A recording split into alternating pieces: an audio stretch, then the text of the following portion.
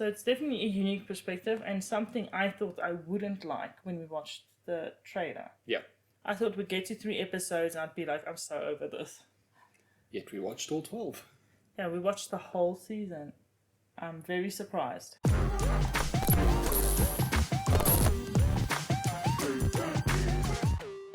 Hi, this is Mash Rundown. If you've been enjoying our content, why not subscribe and hit the like button down below. Today we're going to be reviewing Season 1 of Kakegurui. Kakegurui is a Japanese anime based on the manga written by Honamaru Kawamoto. Kakegurui is rather a bit of a strange anime. I Yes. think it definitely has a unique perspective because it follows a high school, and in particular one character who's new to this high school, Yumiko. The whole high school's social order is bound by gambling. So the better the gambler you are, the more money you have, the higher social status you have in the school. And they even go as far as if you lose and you owe people money, you become a pet, basically. Yeah. And you have to kind of like do what everyone tells you to do. And I think part of what makes it so interesting is how well it's written. The stories are quite interesting, the characters are interesting, and they're not overextended, so you actually want to know what's happening next, and you don't get bored thinking, okay, well, in 20 episodes I'll know what's happening. Yes. Because I think in this one, maybe 2 episodes, and then that specific short plot is finished. The animation is really well done. Everything from the clothing to the backgrounds, everything is done so well. And I really liked how they showed the characters' emotions through their facial expressions. It is done so well, and I really get like, it's almost like an uncomfortable feeling at some stage with some of the faces because you kind of see the insanity. It's very juxtaposed because you got the calm, relaxed, cheerful face, and then suddenly they're twisted with obsession and insanity and Greed. and lust for gambling. It's like in that moment you see the inner self Yes. that is usually hidden from people, and I love that. I like seeing the juxtaposition because it's something that we don't often see. Kind of get an idea into the inner selves. It's a surprisingly good story. I found myself wrapped up in it. I wanted to know what's going to happen next. I wanted to see who she's going to gamble next, what the stakes are going to be, what the outcome's going to be. Because she didn't always win, but like it was intense. Even when she didn't win, she still had a really good time, and to her it was worthwhile. She was winning. So yeah, she wins no matter what. Yeah. And I thought she was really interesting because you kind of wonder, is her opponent cheating? And if they are cheating, how are they cheating? And how is she going to figure it out? And how is she going to use that against them? Because she often used what they were doing against them. Yes. So she's really smart as well. I also really liked the fact that for an anime, the female characters were really strong and they were the lead. Yeah. Because even in some other animes I've watched so far, even though the female characters are strong, they're usually subservient to a guy in some way. In this, that's not the case at all. The females are so strong, and most of the upper social class people in the student council are actually women. Yeah. And Yumiko, obviously, who is the protagonist, is a woman who is very strong. Insane, I think, but strong. I saw some comments about the insanity, that everybody's just insane. But the people at the top there kind of need to be a bit abnormal in a way to like gambling that much, to be willing to risk that much. To be willing to risk their future. Yeah. And we get touches of normality with the main male character, I forget his name.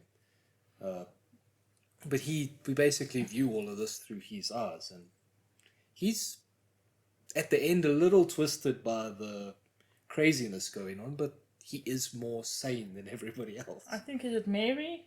Yes. She's also relatively normal, I think, compared to the other characters we see later on, because they get more and more unusual. Like that chick who was collecting people's fingernails and stuff. Yes. It gets really dark at some point. And I think in that kind of atmosphere, it would be easy for people to become a bit more dark and twisted. because the power goes to people's heads. And also the opening was really cool. The music worked so well. The song is weird and twisted, but gambly, and it works. Fast, it's almost chaotic. Yes. And I like the fact that the opening is so busy and so intricate that you rewatch it every time you watch the episode, and you pick up new things because you learn more about the different characters. And you're like, I don't remember seeing that before, but it's all in there. It's just that it becomes relevant later on and you pick it up. And it means something more later. Very rarely have I watched an anime where the intro has been this interesting. And that takes us to the bad, and I think for me, one of the main reasons why I didn't think I was going to like it originally from the trailer is there's a lot of fan service. But even though there's quite a bit of fan service, it never gets overly inappropriate. And usually there's some reason for the fan service within the plotline. It's usually not the biggest reasons, but there is a reason, so it makes sense in the context. It's tied into the characters, into what's happening. It's okay. It wasn't so bad that I was overly offended or anything like that. And I was very surprised because I thought the fan service was going to be way worse. Also, the show romanticizes gambling. No matter how you look at it, it does. It does show the pitfalls of gambling. Like, people have their lives ruined, their fortunes decimated. Nervous breakdowns. But it's almost like they show that and skim past it and look at the good stuff of gambling. The excitement, the thrill of it. And it romanticizes it. Yeah, I worry a little bit that people who may have a predisposition towards an addictive personality may get whisked away in the romanticism and start gambling to kind of get that edge, especially in the show, kind of like, oh, if you gamble and it's fun, you're going to find hot girls that are always going to be horny. So I worry that people are going to get the wrong impression. I am glad, though, that it has a 16 age restriction. At least here it does. So I feel like, after 16, you should be fine to watch this. And I would just say if you have an addictive personality, don't watch it. And then I enjoyed everything and it moved very quickly. And then episode 12 came and I was meh. I didn't enjoy it. It was okay. It wasn't a great final episode. It didn't go out on a bang for me. It went out on okay. The story for me felt very complete, so I know there's a second season, but I'm left after the last episode feeling like I enjoyed the whole thing. Episode 12 was a bit of a letdown, but I'm not sure if it left me wanting season 2. If I never watch season 2, I'm very content. The story feels finished for me. So, I understand that some people have been complaining that this wasn't exactly something you can relate to because who would gamble in high school and stuff like that. But in reality, I felt like it was very relatable because you gamble in life with a lot of things you do. Even when you decide what you're going to study after high school and you go to university, you don't know if you're going to find a job afterwards, if you can enjoy the course. You have to take out loans quite often. So there's gambling in life in very different ways, and I feel like this just showed those aspects in a very extreme way. So I still felt like I could relate to the characters, relate to the story. Yeah. Overall, it's a very intense and enjoyable story, but I don't think I'll ever watch it again. I don't know if the rewatchability is there. I think that's mainly because the interest for me, at least, was in how was she going to figure it out, what was she going to do, and now that I know all of that, I'm not sure if it's still going to be fun. But it was still worth watching the one time. Yes. In terms of ratings, I would give it a 7. I'm going to give it a 7 as well. Surprisingly, I'm so surprised that I like this because from the trailer I wanted not to like it.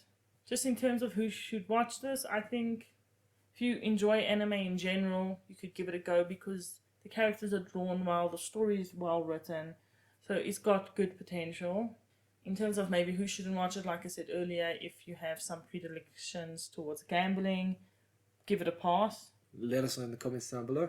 What was your favorite match Yumiko partook in? And don't forget to subscribe and hit that like button down below. Bye. Later.